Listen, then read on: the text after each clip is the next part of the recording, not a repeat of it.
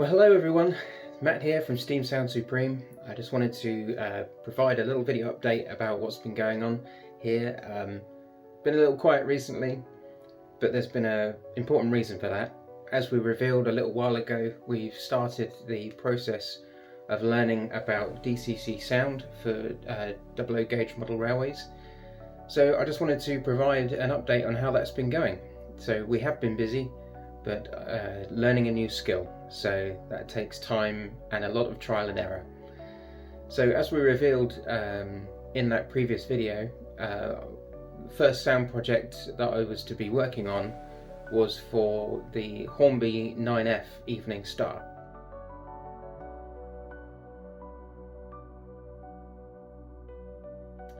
Well, after lots of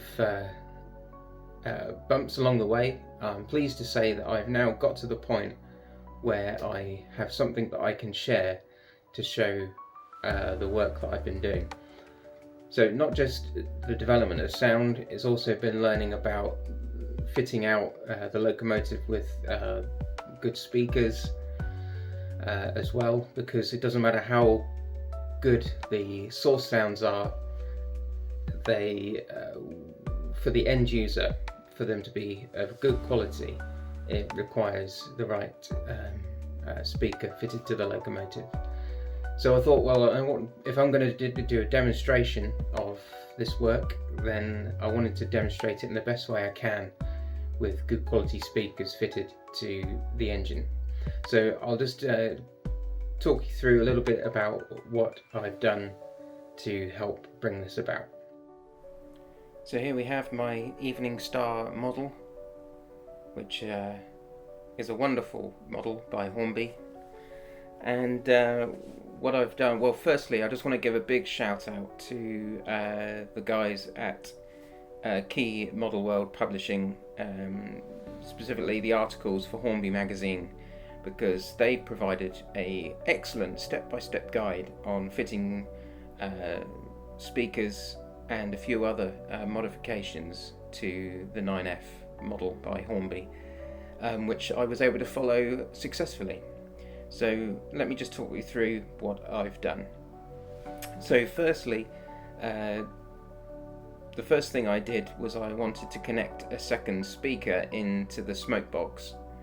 So I, with quite fiddly, but I was able to get the body off the locomotive and get a speaker tucked into the smoke box, and then ran the speaker wires inside the boiler, back along, and then between the loco and tender, into the tender, and then connected to the decoder. The other thing I wanted to do was get the firebox flicker to function off the decoder. Now, as standard, the Hornby 9F comes with firebox flicker on permanently because it was feeding power from the track. However, following the step-by-step guide, Hornby magazine, I was able to take a feed from the PCB board in the locomotive and run it into the tender and connect it to the DCC board in there, which I'm a bit of a novice when it comes to soldering and things like that. So with a lot of apprehension, I thought, well, I want to do this right, so I wanted to try and get that done. And again, thanks to this step-by-step guide, I was able to successfully get the firebox flicker to function from a function button on the controller. So I'll be able to demonstrate that in a moment. The other thing, of course, is I've got a nice new speaker fitted inside the tender. I haven't gone with the one that was suggested to go inside the tender, because Hornby provide this, which is a little resonating chamber, but it does limit the size of speaker you can use. So what I decided to do was to take this out, and then I fitted a slightly larger speaker, which definitely helps provide better sound. inside the tender. So that, combined with the speaker I fit at the front of the loco, really helps to make this sound really good. So I guess without further ado, let's give you a sound demonstration of my very first DCC sound project of the BR Standard 9F Evening Star.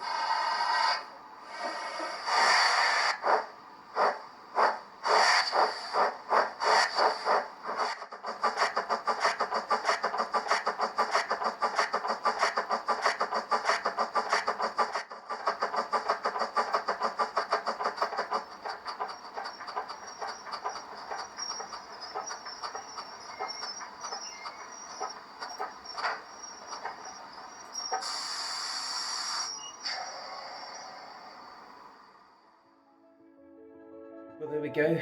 What did you think to that then? It's very much work in progress, still learning, and the program that the lock programmer and associated software is very much new to me, and I'm on a very steep learning curve. However, I'm really pleased with how it's sounding. It's all about just trying to find a way to reproduce the sound as you experience it in real life, and finding ways to make that possible, and feel like I'm getting there. And having good speakers fit inside the locomotive really does make a difference to really reproduce that sound that's good in my ears when listening to it through headphones on the computer. Getting it actually to play from the locomotive in that good quality is very difficult to achieve. So I'm really pleased with how it's sounding. So watch this space then for updates. It's nowhere near a point where we could make this available to anyone else at the moment, but it gives you a taster of what we can hopefully achieve when we get to that point of being able to make these sound projects available to others. But it's a very satisfying road to be on, and accomplishing what we have so far. So thank you for watching. Please put your comments below. Let us know what you think. What would you like to see us work on as a potential sound project in the future? We've got some ideas, of course, but it'd be interesting to hear what you would like to see and hear. Please give us a like and subscribe, and look forward to the next update I can bring you. So thanks for watching, and see you all again. Take care.